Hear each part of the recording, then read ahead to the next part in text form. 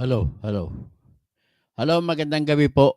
Pag-usapan natin ngayon, alas 10:36, ang pinakabago sa development dito sa usaping Duterte arrest. Ang nangyari po sa ngayon ay biglang nag-anunsyo yung Office of the Solicitor General na siyang abogado ng pamahalaan natin at ng ating Office of the President sa pagdidepensa sa kasong habeas corpus na sinampa ng magkakapatid na o mga anak ni Duterte. Ano kaya ang rason? O, pakinggan muna natin yung sinabi ng balita na yan.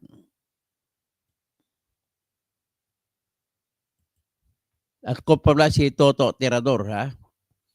Ito, babanatan natin ito. Toto Tirador.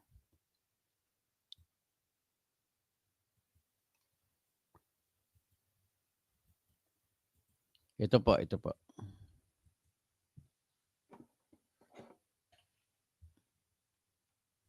Narito na ang PTV Balita Ngayon. Nakahandang sagutin ng Office of the Solicitor General ngayong araw ang inihaing petition for habeas corpus ng mga anak ni dating Pangulong Rodrigo Duterte. Pagitiyak ni Solicitor General Minardo Guevara, nakahanda ang pamahalaan na ipagtanggol ang naging hakbang nito na isuko si dating Pangulong Duterte sa International Police matapos maglabas ang warrant of arrest ang International Criminal Court. Matatandaang noong March 13 nang iutos ng Korte Suprema na maghain ng paliwanag ang OSG kabilang sa mga respondents sa mga naturang petisyon sina Executive Secretary Lucas Bersamin, DILG Secretary John Vic Rimulya at PNP Chief General Romel Marbil. Plano ng Toll Regulatory Board na ipatupad ang barrier-less toll roads o wala nang sasakyan na ihinto sa mga toll gates. Layo nitong maiwasan ang choke point sa pagsisikip ng daloy ng trapiko sa mga tollway.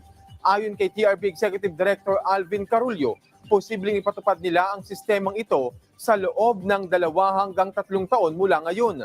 Sinabi ni Carullo na pareho ng pinag-aandaan ng Metro Pacific Tollways Corporation at ng San Miguel Corporation ang implementation sa barrier-free toll expressways. Okay. Sa ngayon, At gumagamit naman ng electronic toll collection o RFID ang balita pala sa kasunod ay sa toll gate. So anyway, what is important here is nagbalita po na umatras ang Solicitor General sa pagdepensa sa kay BBM at sa lahat ng opisina ng gobyerno, sa opisina ng DILG, sa opisina ng Philippine National Police, sa usapin na nagmula sa sinampa ng kaso ng magkakapatid na Duterte, si Sebastian, si Veronica, at ang kanilang sinampa ay hinihiling nila sa Supreme Court na utusan ang pamahalaan na dalhin ang katawan ni Rody Duterte o Rodrigo Rua Duterte sa korte. At alamin kung anong rason kung bakit hinuli nila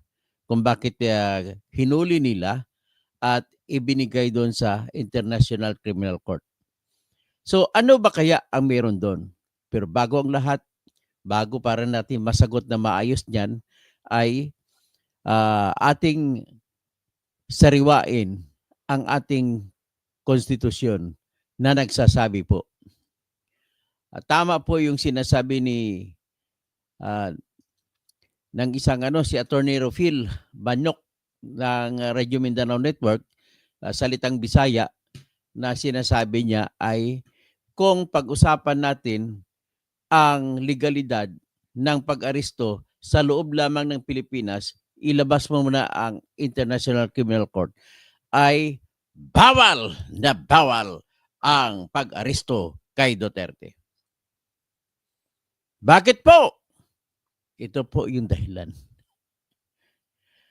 Number 1 po ay, pero bago ko ibigay dahilan, nais ko muna sabihin, ipunto ko yung, stress ko yung punto na si Mr. BBM ay inutusan si Solicitor General Minardo Guevara na huwag nang sumagot at umatras na sa kasong habeas corpus na sinampa ng mga anak ni Duterte. Ang pag-utos ng habeas corpus kasi, di ba sabi ko kanina, hinihingi nila sa Supreme Court na utusan si BBM, utusan si Minardo Guevara, utusan yung PNP, utusan yung DILG, utusan Department of Justice na dalhin ang katawan ni Digong Duterte sa korte. Number one na rason kung bakit umatras sila, wala silang alam kung paano sagutin. Bakit wala silang alam paano sagutin? Dahil hindi na maibalik si Digong Duterte. Hindi nila kayang kunin sa ICC. Anong isasagot nila doon? Di mapapahiya sila. Yan ang number one na rason. Number two na rason ay magkabistuhan. Mabibisto ang mga sikreto na sa likod kung bakit napunta yun sa pagpalabas ng mandamiento de aresto at paghuhuli kay Duterte. Yan ang kinatatakutan. Bakit ko nasasabi na kinatatakutan? Matandaan po natin yung mga nakaraang linggo lamang na mga pagdidinig sa Supreme Court kung saan ginisa sa tanong ng mga Supreme Court Justices si Minardo Guevara patungkol sa 90 billion sa PhilHealth na pundo na kinuha ng Malacanang mula sa PhilHealth at ibinigay sa National Treasury at pinalabas nila na gagamitin pala na kuno sa mga importanteng proyekto. Pero sa pagtatanong ni Justice Amy Lazaro Javier, lumabas po na yung binanggit nila na pagkagagamitan ng pera ay may pundo na pala. Sabi lang gagamitin daw sa PNG bridges. Anong PNG? Panay, Negros, Guimaras na mga tulay. Kamukat-mukat, nakita ni Justice, may pundo naman yan. Bakit nyo pa hanapan ng pundo? Itong report, binigyan ng pautang ng Export-Import Bank ng South Korea. So may pundo. 100 plus, 140 million plus, a billion plus pang pinautang. Hindi lang 90. So ibig sabihin nagsinungaling, nahuling kasinungalingan. Dito, sa kaso naman pagpa-aresto kay Duterte, maraming lalabas na kasinungalingan. Sigurado po ako dyan. Ano ang ini-expect ko na ibang mga kasinungalingan na lalabas? Number one, na mismo si BBM na kahit walang jurisdiction ang ICC sa Pilipinas ay nakipagkutsaba, nakipagkwentuhan doon para hingiin at ina-assure nila na kung magpalabas ng search warrant of arrest ang ICC, sila na daw bahala dito sa Pilipinas. Yan po yung binabanggit ni BBM ay kabaliktaran nung kanya mga binabanggit na walang jurisdiction ng ICC sa Pilipinas, hindi ko hayaan mapunta rito yan. Tapos bumaliktad. Anong kinakatatakutan ni BBM dyan? Na mabibisto na bumaliktad siya. Ito po ang kinatatakutan kasi nakaraang mga araw mula nung pagka-aresto kay Digong, dinala doon, kinaladkad papunta sa Netherlands. Dumami ang protesta. Maraming mga anti-Digong na bumalik na kay Digong. Punong-puno ang mga rally sa bawat syudad sa Mindanao. Sa Visayas, Iloilo, Cebu, Bacolod, Negros, sa Bohol, at saka sa Mindanao. Halos lahat ng syudad sa Mindanao, Malay-Balay, Butuan, Surigao City, Davao City, sa Misamis, o sa Cagayan de Oro City, sa Osamis, sa Coronadal, si General Santos, sa Cotabato. Grabe. Grabe na, natakot si BBM sa mga rally. Kasi baka matalo ang mga kandidato niya. isa sa indikasyon yan kung bakit natatakot sila.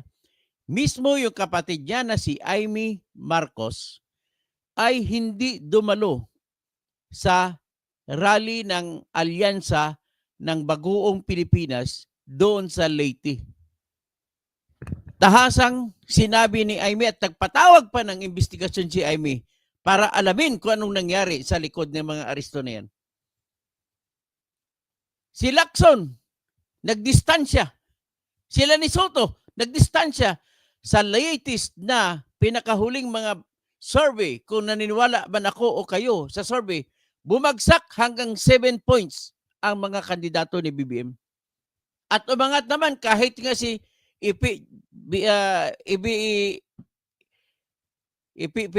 Philip Salvador, pinatulan na ng mga kwan.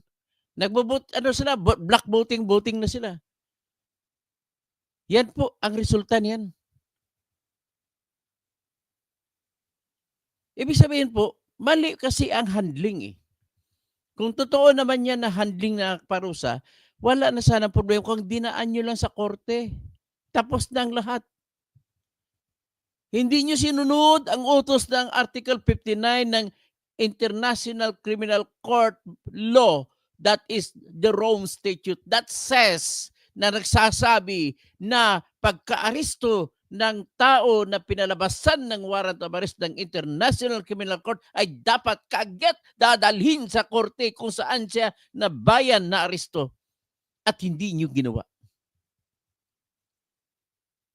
Darin nyo lang 30 minutes, 10 minutes to 30 minutes lamang ang distansya ng Pasay RTC mula sa Villamor Airways. Ba't hindi nyo dinala?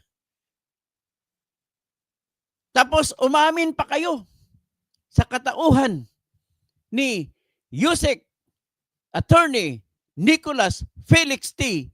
na ang trabaho ng korte ay sila na ng DOJ ng trabaho. Sila nag-certify na totoo yung warrant of arrest. Sila nag-certify na napangalagaan daw ang karapatan ni Digong Duterte. Sila nag-certify na kung saan binigyan siya ng pagkakataon na makakuha ng remedyo sa mga korte natin. Problema, inamin nyo na hindi sa korte nyo dinala. Para maisalba nyo yung mukha ninyo, nagsabi kayo ng mga mali. Sinabi, kami na yung competent judicial authority. Mali! Mali! Dapat korte lang ang competent judicial authority. So dapat, dahil doon, natatakot si BBM, magkabistuhan pa. Kasi pag yan, lalong babagsak yung mga kandidato niya, pati si Erwin Tulfo.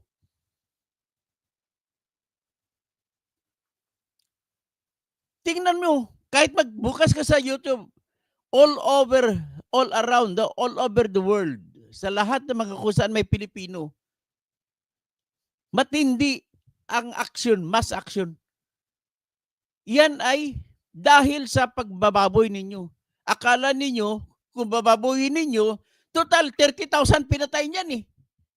Kinumpara ninyo ang dalawa. Si John Vic naman, paano kahit may technical defect yan, hindi dapat matatalo yung technical defect na yan ng ang pagpatay ng 30,000. Hello, John Vic Rimulya. Saan ka ba nakakita ng katibayan na 30,000 ang pinatay? Saan ka kukuha ng katibayan na 30,000 ang pinatay? Ang inaamin ng PNP ay 6,000 lang. Ang nakakasana kaso sa International Criminal Court ay 43, 43, 43 lamang napatay ang pinag-uusapan. Saan ang 30,000?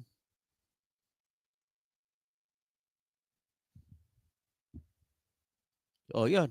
Marami pang madiskubrihan dito. Ito ang pinag-usapan lamang natin ng epekto sa botante.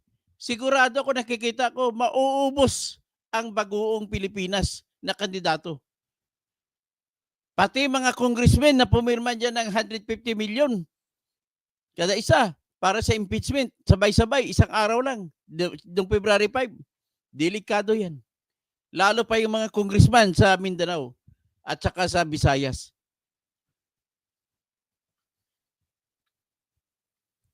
Yan po ang kinatatakutan ni BBM kung bakit nag-utos siya na huwag na palalain. Sinabi niya yan kay Minardo Guevara, huwag mo na lang huwag na kayo sumali, huwag na tayo sumagot. Imbis na sumagot, nagsumiti ng sulat ang Office of Solicitor General na hindi kami sasagot. Ang rason na ginamit, official reason, dahil ang official stand ng Pilipinas ay walang jurisdiction ang International Criminal Court sa Pilipinas, kaya hindi kami dapat sumagot. Anong gusto nila palabasin? Para palabasin nila, wala silang utos. Ano ngayon ang mangyari? Paano hinuli? Tapos sasabihin, lalabas siya ngayon sa pintuan. Hoy, wala akong kinalaman dyan. Gagawin niya. Paano ngayon yan? Mayroong mangyari ito ng kawawang kuboy. Kakanta na lang ngayon yung isang general dyan. Ako ang kawawang cowboy. Oh. Sabi niya, may baril walang bala, may bulsa wala namang pera. Yan, si General Nicolas Torre. Siya ang kawawa sa lahat nito. Siya puputukan ng lahat ito. Umatras na si BBM. Ganun po yun. So ngayon, umatras siya, una-una kinatakutan niya, mga butante. Hindi niya akalain na baliktad ang ekspektasyon nila. Ang ekspektasyon nila yan, pag mahuli yan si Duterte, tapos na ang boxing. Mananalo na lahat ng kandidato natin. Yan po na sa isip nila. Sa totoo lang, yun na sana ang mangyari. Kung inayos nila paghuli, hindi man lamang nila pinahalik, pinamano sa judge. Tandaan mo dyan, Vic, kayo ang may obligasyon na magdala kay Duterte sa korte. Hindi si Duterte may obligasyon pupunta sa korte. At pangalawa, paano naman siya makapunta sa korte? Hinaharangan nyo. Isang batalyong pulis ang dala mo sa pagbabantay. So walang delikado na maasahan habang binibitbit nyo sa kalsada. Isang batalyong pulis ang mag-escort. So ano kayong nangyari? Unang-una, yan ang pinaka-problema nila, butante. Pangalawa, hindi kayang dipinsahan. Paano mo dipinsahan? Sasabihin mo, wala akong jurisdiction dyan. Pagtapos ikaw nag-utos ng pahuli. Anong klase? Lagi niyong pinupukpok. Marami kayong kausap ng mga abogado, mga din pa, para isalba ang inyong mga sarili, para bigyan ng kredibilidad ang inyong sarili. Ha? Sasabihin, hindi po mag-a-apply ang Article 59 kasi ang Pilipinas ay hindi na membro ng ICC, kaya hindi pwede na sasabihin na nagkamali si BBM sa hindi pagdala sa korte. Period. Tama ba yun? Hay. Kaya, ang nangyari dyan, sumali naman ito sa issue, tinanong-tanong si Dean. Nagtataka ko yung ibang Dean sa College of Law, hindi naman nagsasalita. Ba't ito katangi-tangi ito si Dean Ralph Sarmiento ng University of St. Lasal, Bacolod, na nagsasabi, hindi na daw obligado ang Pilipinas na sumunod sa Article 59 kasi ang Pilipinas ay hindi na kasapi sa International Criminal Court. You're wrong, Dean. You're wrong. Kung may bar exam pa ngayon ulit, 0 ka sa sagot mong yan. Bakit? Bakit din? Pasensya na, pareho tayong Ilonggo, pero hindi ito usapin ng regionalistic. Usapin ito pambansa. Linti, wagitibog isip sa maayo din. Din, Ralph Sarmiento.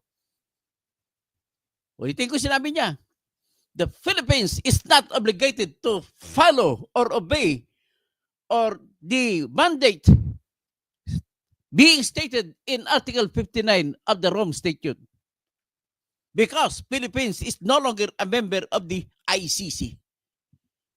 Ang tama lang doon sa sinabi yung hindi na member ng ICC. Nadine, yun lang ang tama doon. Pero mali ka. hindi na member ngayon. Bakit ka mali? Have you forgotten that there is such a thing as Article 127 of the Rome Statute that says that any member country of the International Criminal Court can withdraw from the treaty provided that the effectivity of the withdrawal is only 1 year after the filing of the withdrawal. And the withdrawal was filed on March 17, 2018. And so that the Philippines become no longer a member on 17, 2019, March. Yan po. But then there are two conditions. You forgot that there are two conditions. One condition was that the effectivity is 1 year after the filing of the withdrawal. Number two condition is that the Philippines is obligated to comply in good faith, pacta sunt servanda, with its obligation under the statute, under the treaty, which says that the Philippines is obligated to fulfill any obligation arising out of the obligations that occurred during the time that the Philippines was still a member. When the Philippines became a member? November 1, 2011. And when did it become no longer a member? March 17, 2019. And when the Philippines was still a member, those crimes committed and attributed against Duterte occurred in that period. And because it occurred in that period, the Philippines is obligated to cooperate with the ICC. And if it is mandated to cooperate, it is deemed as member for purpose of only arresting Duterte. So mali ka. Mali ka din. Parang pinahiya mo lang school mo, University of St. Lasal Bacolod.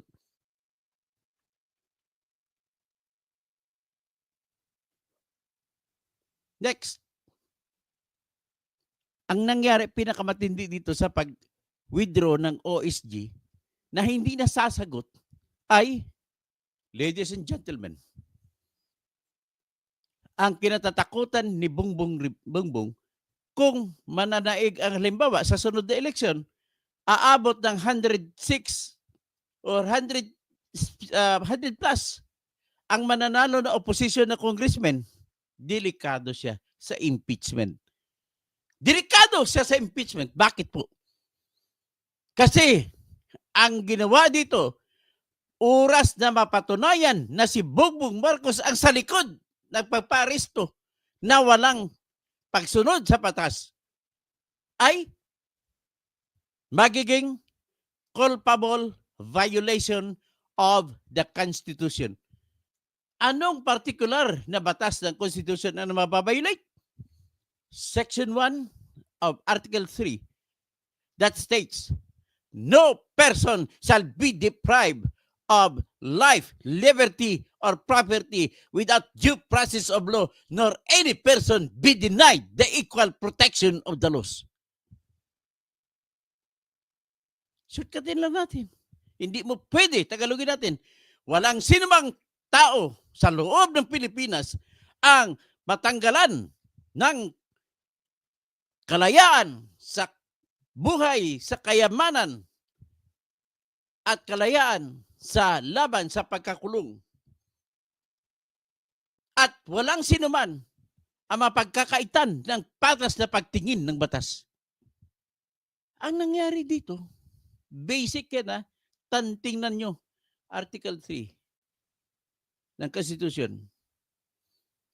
Tanggalin mo ang laman ng Bill of Rights, okay pa rin, survive pa rin batas. Bakit?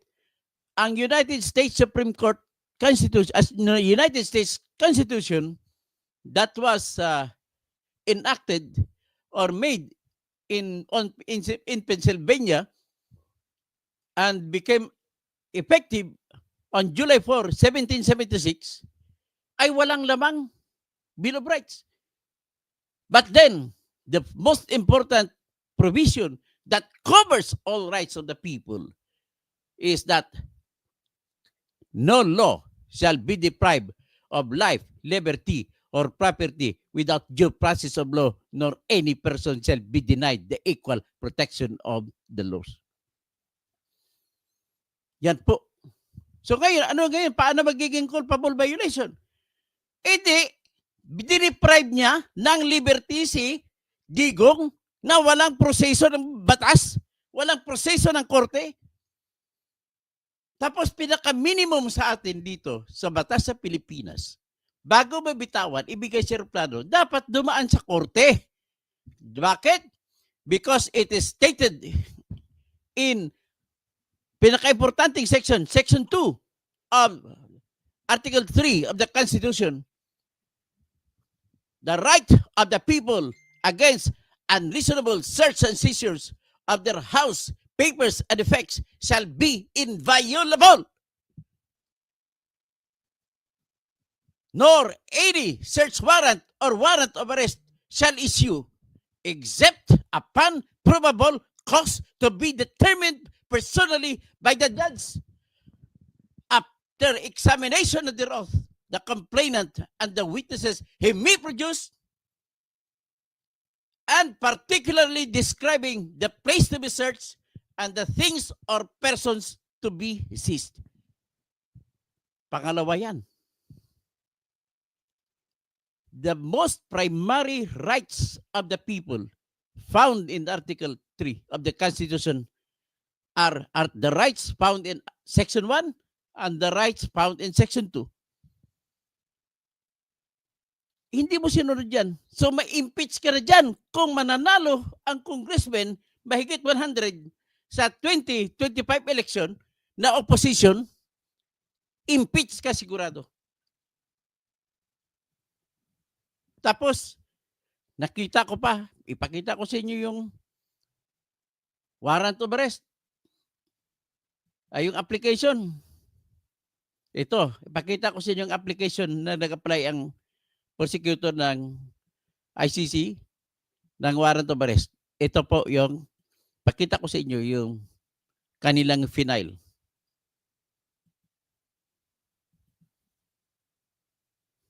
Nakita na inyo?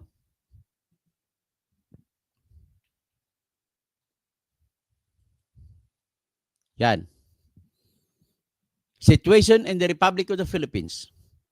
Public redacted version of prosecution's urgent application under Article 58 for a warrant of arrest against Rodrigo Roa Duterte, 10 February 2025. Yun sinampa. Alan, at dalhin ko kayo dito sa portion na kung saan bakit importante sa mahalaga ang pagbibigay ng warrant of arrest. Ito ang ginawang rason ng International Criminal Court prosecutors.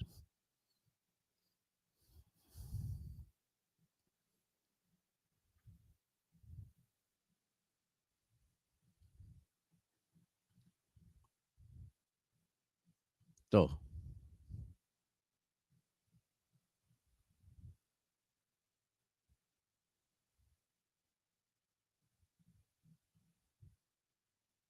Request for urgent consideration of the application for warrant of arrest. Tapos dito sa 8, necessity of arrest. Paragraph number 110. Consistent with the Article 58, paragraph B, subparagraph I of the statute, the arrest of Duterte is necessary to assure his appearance before the court. Under Duterte's rule, the Republic of the Philippines withdrew from the Rome Statute in an apparent attempt to evade responsibility for crimes before the court for crimes he committed. The plethora of public statements which Duterte has made attacking both the court and its legitimacy in this situation suggest that there is no reasonable expectation that he would cooperate with a summons to appear issued by the court. Indeed, Duterte has expressly stated that if the ICC should come for me, if they arrest me here, there will be a shootout. I will finish all those sons of bitches. Number 111, Duterte's arrest may also be necessary to prevent further killings. He plans to run for mayor of Davao City again in 2025 and has pledged to double the killings the moment I return.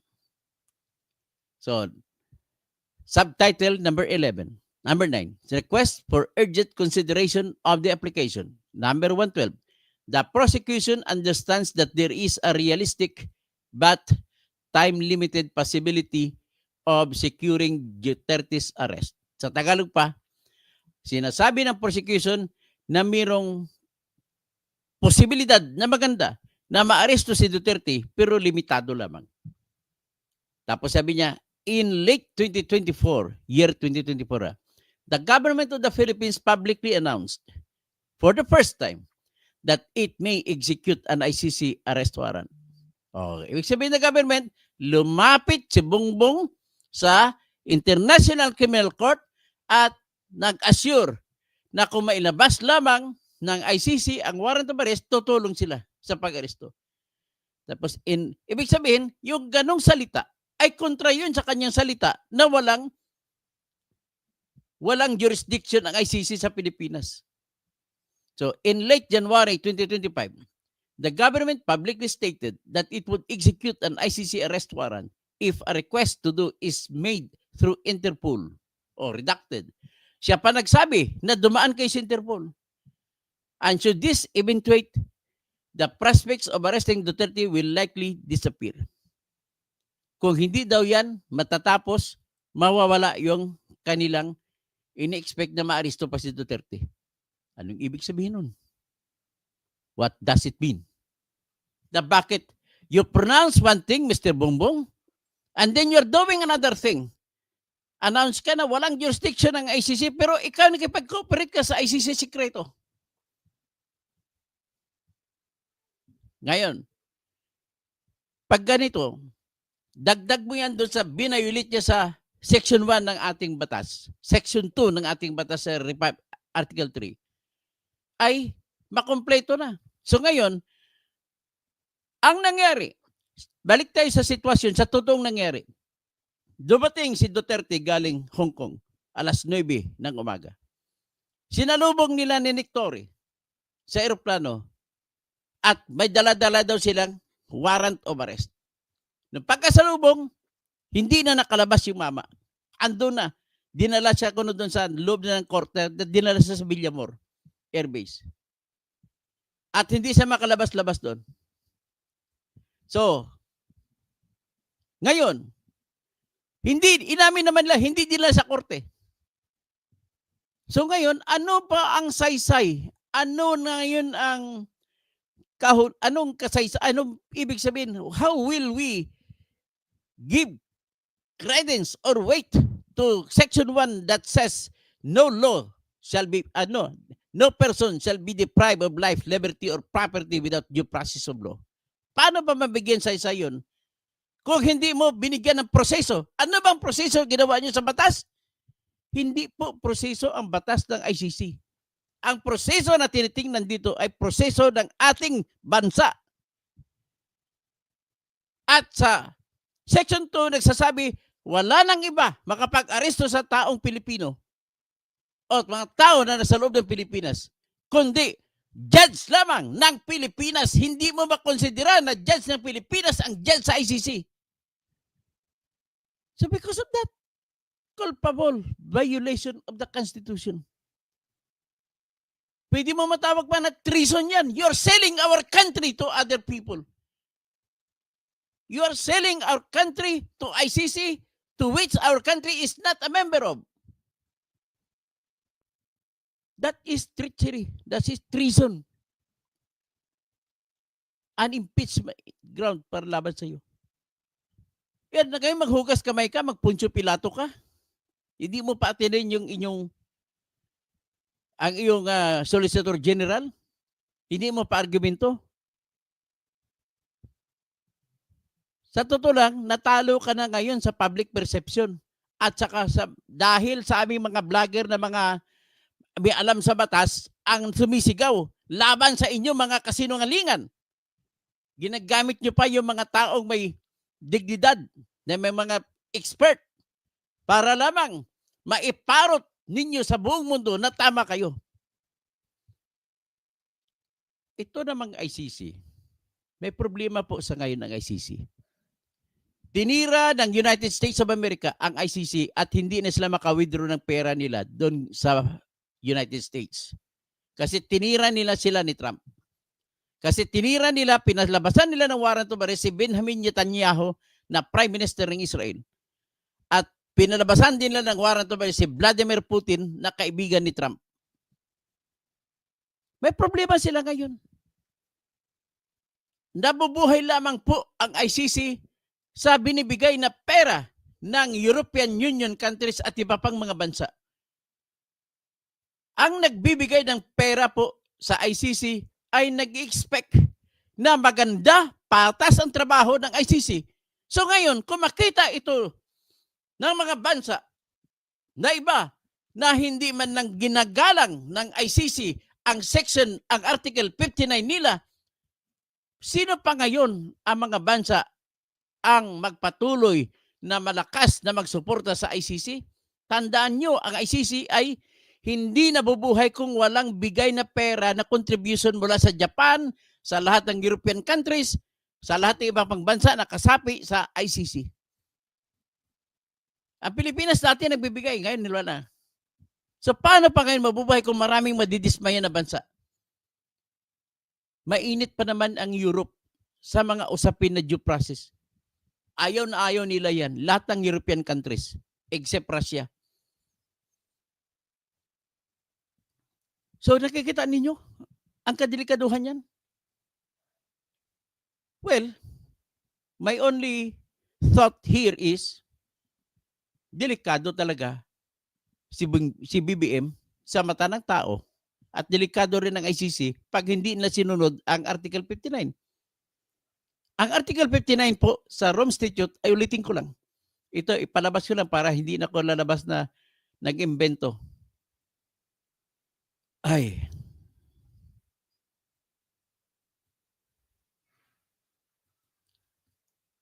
Oh, i-upload ko sa screen.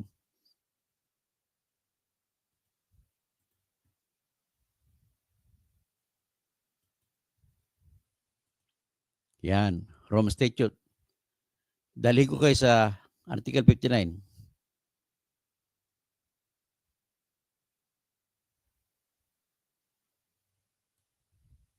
Ito, Article 59. Nagsasabi, Article 59, arrest proceedings in the custodial state. Pag sinabi mo custodial state, iyon po yung nakahuli. Ang bansa na nakahuli sa isang may pinasahan ng warrant of arrest.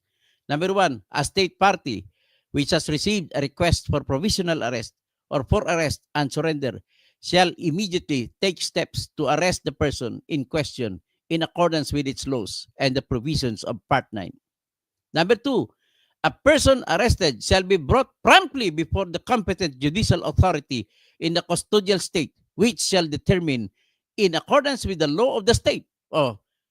Na umaasa, kinagalang ng International Court, International Criminal Court, ang batas ng Pilipinas. Ano bang batas ng Pilipinas patungkol sa arrest? That only the judge of the locality in the Philippines can issue the warrant of arrest. Therefore, what shall we do with the warrant of arrest issued by the ICC? Ladies and gentlemen, mga abogado dito na nakikinig, there is no other way but for General Nicolas Torre III to go to apply to any court at mag-apply sila ng tinatawag na recognition of foreign order or judgment. Foreign order yun. Kaya kilalanin muna ng ating korte at bigyan ng, pag makilala na ng korte natin, ma-recognize na yung order na warrant of arrest, saka pa lang pwedeng gamitin nila ni Nick Torre kahit hindi nila dalhin sa Kahit hindi na nila sundin ang Article 59.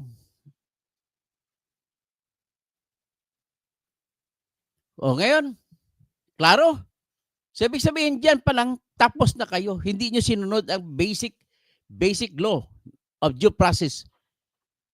Tapos ito naman, para maka-eskapo sila, sinabi naman ni Attorney Nicolas Felix, may magaling na mga sikat kayo Nicolas. Attorney Nicolas Felix T. Si Major General Nicolas Torre. Tapos ang abogado naman, ang top lawyer naman ni Duterte ay si Attorney Nicholas Kaufman. Iba lang spelling ng Nicholas, CH.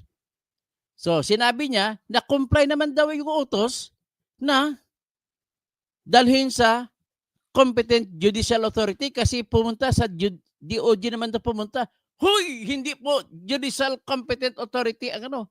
Hindi competent judicial authority ang DOJ. Bagkos kayo ang umakusa, hindi kayo nagbibigay judgment. Ang judicial authority ay yung nagbibigay ng judgment. Kaya nga judicial ang tawag, judgment. Judicial authority. Ay, kung ganito po buhay sa Pilipinas. Paano na lang ha? Yan si Duterte, marami pang ninakaw na pera yan. Mayaman. Tinira pa. How much more tayo kung wala tayong pera? Ha? Pagari, Bongguro. Mapia magabi. Welcome CCE sa Chanilakan. Happy Ramadan sa mga pagari ago pakatakan. So, yan lamang po ang aking sinasabi dito na yung hindi pagsagot ni Solicitor General Minardo Guevara laban sa petisyon ng mga anak ni Duterte laban sa pamahalaan ay isang pag-aamin na wala silang batas na masasandalan, na nilabag nila ang lahat ng klaseng batas, batas ng Rome Statute at batas ng Pilipinas na kung saan ay sapat na para matawag mo na may treason na nangyari sa ginawa ni BBM at ma-impeach siya. Huwag lamang mananalo ang mga 1/3 congressman na sa opposition, sigurado ma-impeach ka BBM. Malapit ng 2025 election. O hanggang dyan lang muna tayo. Siguro intindido nila lahat. Ay.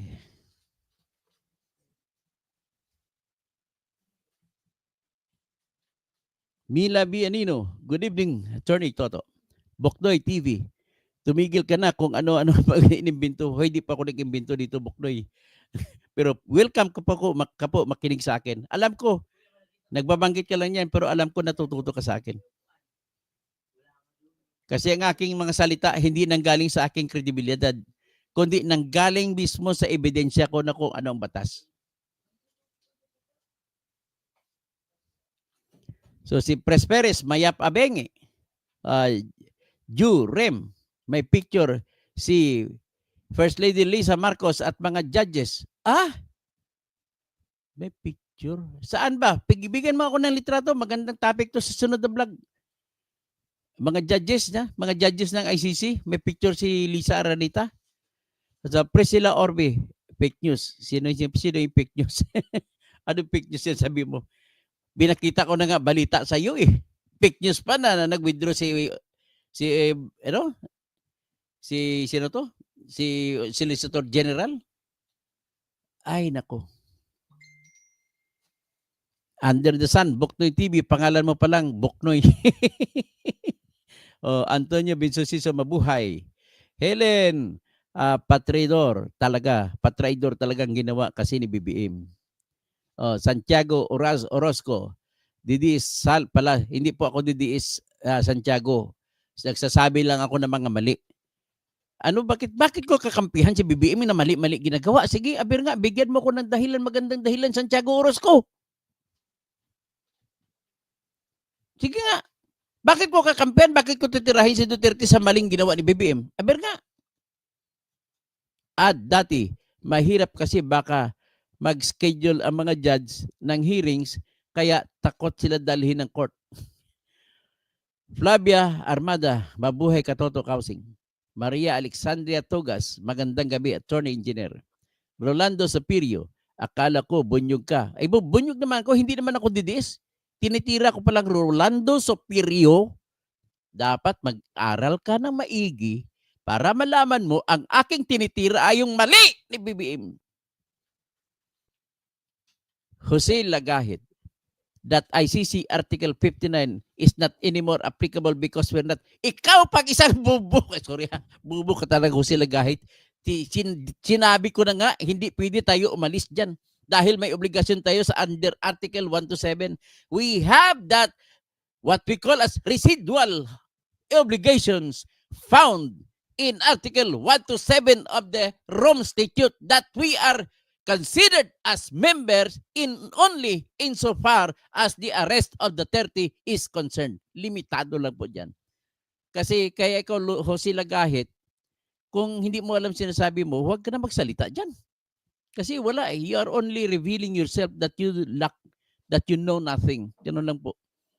Will I believe, kampante ang senadors ni BBM kasi dadayain nila ang eleksyon. Maniwala, tingnan natin, titingnan, may gagawin ako na nga, may petition ako isasampa bukas para hindi sila makapandaya. Isampa ko po sa Supreme Court. The Marcos Paul, drastic move. Bagoong Pilipinas, Z. Putin, may posibilidad na sa pagbabalik ni Sara, siya ang Pangulo ng Pilipinas. Karl Marxert, sabi sa isang interview, hindi raw applicable lang, wala ko kami nabala sa interview na mga yan. Mali ngayon, pinoint out ko na nga mali. Mali talaga ang movement nila, attorney, sa subong atat na madala sa Netherlands, PRRD. Nawawala sa isip nila ang Article 59, paragraph 2 ng ICC. Mga bagoong talaga. Actually, paragraph 3 pa, matindi pa eh. That the accused who was arrested shall be given that opportunity to file a remedy before the courts in that country where he was arrested. So dapat hinayaan na binigyan ng karapatan na makapagsampa sa korte. Pwede siya makapagsampa ng piyansa dito sa korte natin. Pwede siya makapagsampa ng habeas corpus. Ang problema lang, nilipad nyo na kagad kaya namut na academic ang petition ng mga abogado ni Duterte. Sinadya na talaga. Nahinarangan nyo na hindi sila makalapit para hindi makagawa ng petition. Ay, Janet T. Santiago Orozco. Opo, inamin niya buong lupa, buong tapang. Yesterday, sa vlog niya, sa grabe galit niya sa kay Richard H. na, and he's so proud about it na DDS. Eh, ano kung DDS? Hindi pa ako DDS, ha? Ako po ay kontra sa batas na mga mali-mali. GOG Rim, sacrificial lamb, sa Torre, Isbitore, sacrificial lamb siya. Dadada, iyakan na. At dati, sa election, huwag i-shade ang bagoong malansa candidates. Vivian Sarimo, Engineer Toto, parang manggagatong ka naman yung vlog, yun na lang, yung mga solusyon sa problema, ano na ba ang epekto ng ginawa ng Duterte at Marcos, parehas naman sila may kasalanan. Yan nga nakikita natin. May kasalanan sa Duterte, titirahin ni Marcos, mali-mali naman, hindi ginawa ang tama sa batas. Kaya kawawa dito mga namatay. Paano kung ma-absolto si Duterte dahil dyan sa paglabag sa Article 59? Pwede niyang i-arguin to yun. Ang galing pa naman ng abogado nila. Ang lahat ng hinandel niyang abogada kliyente sa International Criminal Court ay acquitted niya. Nasintensyahan nga sa trial court, pero pag-apila, na-acquitted niya. Dadada, umasa. Umasa na bang paggawa ng tuwid nila, BBM? Walang tuwid yan. Kevin dyan. Yan ang bagay talagang kanta kay kay Turing Otak Bagoong. Ako ang kawawang cowboy. Lagi na lang nakachampoy. Ay, Janet T. Rolando Superior. Yes, proud DDS siya. That admitted yesterday. Hindi pa ako nag-admit, Janet T. ha? Pero hindi naman ako mag-admit dahil hindi naman ako DDS. I am only pro-justice. Yan lang. Rose Season. Hay nako Toto Kausing. Ikaw na lang lagi ang magaling kaya ka natanggalan ng lisensya. Napakita ko naman kung saan ang nanggaling argumento ko. Hindi sa sarili ko nanggaling yan. Sa batas po nanggaling yan. Arnold Lalas, ang galing mo talaga, Katoto Kausing, saludo ako sa iyo. O, yung iba na nagagaling sa akin, ikaw na wala. Okay lang. Glenmore Samira, galing ni Calvo mag-analyze. O, okay lang yan. Calvo naman talaga ako eh. Ricardo Alcantilado, sayang, Toto, for senator, sana. Eh bakit ayaw ka patakbuhin? Okay lang yan. Sa 2028 po, inaanunsyo ko na ngayon, tatakbo po akong presidente. Kalabanin ko si Duterte, kalabanin ko si kung sino Marcos o Romualdez, kalabanin ko yung mga tolpo. Ganun lang po. Under the sun, di ako agree sa assessment mo patungkol sa rally na mga yun. Manood na lang kayo. Wag na lang ako kontrahin nyo, manood na lang kayo sa, ang dami-dami sa video sa sa YouTube. Mas marami po rin ang kakampi sa aksyon ni Bongbong. Wala, maka-BBM ka lang eh. Si Amy, bagsak ang rating ayon sa pagkampi. Pagaw Baker, nagkalaglagan na Dr. Engineer Toto, naimbag rabi sa mga kabsat ko. Sa mga kabaling ko. Maya Pabingi, sa mga kababayan ko diyan sa Magayon na Mayon, sa Bicol, Maray na Banggi. Mayong gabi sa mga Cebuano, maadyong gabi sa mga Bohol, Lano, sa Waray-Waray, maopay nga gabi. Sa Surigao, may maradyaw nga duyom sa inyo hurot. Sa mga Northern Mindanao, halos lahat dyan, mga Bisaya magsalita, ay maayong gabi sa inyong tanan. Gikan sa Zamboanga del Sur, Zamboanga del Norte, Zamboanga Sibugay, Lanao del Norte, sa Misamis Occidental, sa may Pangil Bridge, Misamis Oriental, sa Cagayan de Oro, sa Bukidnon, sa Gingoog, padulong og Davao, padulong og Cotabato, sa among lugar, damo mga Ilonggo pinakaisog aras Cotabato, mga pakat ko, ago pagari ko, ruo sa Barm, relax babu kano. Adong kano Ramadan, kailangan na magandang ang resulta natin kay Allah. Jose Alan Mendez Tibilin, bubo pala yung din na yan. Thank you po, Attorney Jose Alan Mendez Tibilin. Tumakbo ka ba, gobernador? Kalabanin mo yung Chinese na gobernador sa sa Catanduanes. Si Philip kuha ng pera. Ako si Benedicto Saged, dati hanga ako sa iyo, Kausing, ginagalang pa naman kita. O sige, hindi ka na maghanga sa akin, okay na yun. Kasi ang problema sa atin po, nakatingin kayo sa tao. Dapat nakatingin kayo sa isyu. Kaya kung nakatingin kayo sa tao, ang tendensiya nyo, magiging pro-DDS kayo, magiging pro-BBM kayo, ganun ang nangyari. At kung may gawang kasalanan si BBM o si DDS, doon na lang kayo. Hindi kayo kagaya sa akin, issue lang ako tumitingin. Kung nakita ko maganda ginawa ni BBM, pupurihin ko si BBM. Kagaya niyang ginawa niya pag pangalawang autopsy examination sa katawan ni Percy Lapid. Kung hindi dahil doon, ay hindi kami nanalo sa kaso. Kaya, pasalamat ako kay BBM dyan.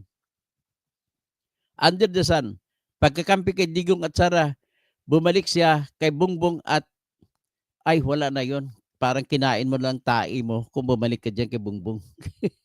Usaping ano yan, hindi usaping batas yan. Benedicto Saged, hindi karapat dapat manalo. Tolerate mo more. Tolerate no more. Wala akong magagawa. Hindi ko naman kayo inimbita na mabumoto sa akin. Ang gusto ko bumuto lang sa akin, those who believe in me that I shall be the best president of this country. Pastor Rodi Rabi, Wonder Mike, tapos Mar Malibiran, Rodi Rabi, tapos Romelo Cardel, Leonor Leo Juan, kung ano man ang tama, yun pa rin ang karamihan. LC Garay, disagree, kukunti lang ang mga DDS. Bahala ka kung mag-disagree ka. Attorney Kausing, si Soljen nag-inhibit na. Opo, nag-inhibit na po. Hindi lang si Soljen, ang buong Solicitor General's Office, wala na, hindi na sumali. Soljen, bahala kayo dyan. Romel Bengson, kung maargumento nila na hindi na obligado na sumunod sa ICC Pilipinas dahil mag-withdraw na. Bakit? Tinanggap pa ninyo at ginamit ang warrant of arrest. Yun, tama. Very good argument, Romel Bengson. LC Garay, di ka ba natutuwa na nabibigyan ng justice? Hindi po mabibigyan ng justice. Ang ano ba na LC Garay mangyari? I-acquit ng ICC si Duterte dahil sa hindi pagsunod sa Article 59. Yan, mas lalong iiyak ang mga biktima ng AGK. Helen, so Daily Tribune ni Attorney Clavano, sabi po, hindi obligated. Ay, isa pa yan, bubod. Bakit ka parang mag-resign ka nga, Miko Clavano? You are not deserving to be a USEC in the DOJ. Jose Burak, boss, bokalista po ba kayo? Opo, kumakanta po ako. Kaya, means may naimbento akong kanta eh. Dinedicate ko to kay George Erwin Garcia. Ibang-iba ka, George! Ibang-iba ka, George! Ibang-iba ka, George! Maghikog ka na lang! Randy Bagsik, ang mga makabayan black paggulo lang sa... Hindi naman, magagaling naman yan kasi inirekomenda ko nga si Franz Castro, si Arlene Brosas, si Attorney Luke Espirito, si Attorney Sani Matulak. Yan ang mga nirekomenda ko. Si Heidi Mendoza for Senator. So, si Art Flores. Toto, sorry, daming fake news all over. Hindi, wala tayong magagawa. Daming fake news eh. Randy Bagsik, pagdating ng eleksyon, ang mangingibabaw ang Team Duterte. Wag lang magamit ang COMELEC sa dayaan. Meron po akong gagawing petition. Baka gusto niyo sumali sa akin. Tulungan niyo lang ako sa gastos. Ipapile ko na bukas sa Supreme Court. Randy Bagsik, ang pakay ko doon ay para matanggal ang pandaraya, yung isang gamit nila na pwede mandaya sila. Roberto Moromisado, after all, Philippines was a legal member of ICC until 2019. Per Engineer Toto, and the rest is history. Oh my God. Amen. Okay. Sir Fred Lumba, dapat ibalik ng EC ang iyong lisensya as a lawyer. Ang daming abogado na lumalabas na nababa dito sa iyong lecture. Ang daming abogado po nakarinig sa akin po. Lahat po sila nakikinig. And they are all praising me, they are all hoping for me, they are all praying for me. Banggitin ko na. Sorry lang po, sir, yung kaklase ni Attorney Larry Gadon ay isa rin po sa nakikinig sa akin. Si Attorney Bautista. Sandali lang. Siyempre, babatiin ko rin si Attorney Bombit Abad, si Attorney Manny Saez, si Attorney Tipon, Attorney Samare, si Attorney Topacio na mabait, hindi yung yung Perdi, si Manny Topacio. Magandang gabi. Siyang abogado ko sa aking disbarment case. McGreen, Blanquis ko. Kay Toto, hindi deserve dito tayo yan proseso ng batas na para sa tao dahil kahit demonyo man, may karapatan ding magkaroon ng proseso. Ganun po yan. Hindi mo pwede sabihin na yung dahil isang kriminal ay mas susolba ng isang krimen pa. Ang kriminal ay pinapakulong, hindi pinapatay. Ganun lang po yan. At dapat bago mo ipapakulong, dapat sumunod ka sa mata, sabi ni Lolo Jose. Jose Burak, Jose de la Cruz, divine intervention because the law of man is imperfect. Tama po kay Crispin Rivera, Maya Pabingi. Tapos, soothing and meditation. Dapat kinantahan na lang ni The Junior Addict si Digong. I'm living on a jet plane. Don't know when I'll be back again. Yan ang team song ngayon ni Duterte. Kinakantahan niya, hindi si The Junior. Kinantahan niya lahat ng DDS. All my bags are packed. I'm ready to go. I'm dancing here inside your door. Already I'm so lonesome, I could cry. But the dawn is breaking. Alas 11 siya malis. It's early morn. The taxi's waiting. Hindi taxi ang nagantay, kundi yung yung eroplano. Eroplano yung saldi ko. Soothing and meditation, dapat kantahan na lang. Baby Cortez, good evening po Dr. Kasing. Thank you for your time to explain everything for clear understanding. Okay? Perfecto, Bordalyo. Ay, magandang gabi po. Perfecto. Kumusta ka na? Yung mga kaso mo? Nonoy Taying. Pabuot-buot si The Junior. Sikreto gali ang bunal. El Sigaray, Bonggoro. Yari sila. Alan Guido Milan. Watching from Butuan. Oy, Butuan! Gitamyaw na ako diha. Si Engineer Serge Pascual. Matay bay. Grabing imo exposibay. Bato kang lagnada. Sige. Tanang mga taga-Butuan, tabangi. Tabangi gyud tibuok. Ihatag ang inyong bilog na kusog. Aron nga mulambo ang inyong pangandoy diha sa Butuan. So, Brilla ta Hanos, Lelsi Garay, di pa makadidiis si attorney. Pinaglalaban lang po niya ang tama. Tambatas lang tayo. Kahit na mga isang tao ay kriminal na, may karapatan pa rin yan sa ilalim na batas. Hindi mo pwede kakatayin kagad na walang basahan ng kaso. Blessy Miller, Jonas Guevara, nasan ho si Lisa Araneta? Yun ang problema, hindi ko alam. Ivy League, ground for impeachment na ba ang ginawa nila kay PRD? Yung hindi paggalang sa proseso ng due process ay ground for impeachment na po yun. Fortunato Junior Bahunswa, patay na si Marcos, ma-impeach pa. Si Rolito Oran, tama ka Kausing, pinapaliwanag mo lang ang tama. Ziputin, thank you for everything. Salamat din for longer carrying bunyog sa vlog name mo. Good luck sa tirador vlog. Sa bunyog pa rin ako ha. Ipakiusap lang, iboto nyo lang bunyog kung wala pa kayong party list na sa isip, ibunyog nyo na. Rosemary Rigunan, makinig kasi wag nang idulo ng mali. Okay, thank you Rosemary. Thank you attorney. Sabi niya, Fortunato Banswa, Jerry Ramos, Lakay Celeste, Rosemary Piginan, Edsel Garcia, D, kahit si Soljen alam na may mali. Kaya ang inag-inhibit, user 6570, talakayin mo si Lisa Banwa. Okay, bukas. Tapos si Sebastian Sartin Gonzaga, Abnil Sipaka, tapos user, tapos Sam Palak, Ler Garcia, Ler Anchita, Edsel Garcia pala, Ler Anchita, Fortunato Genovamsa, Jerry Moros. Nakakalito talaga. Paanong member pa kayo ng ICC?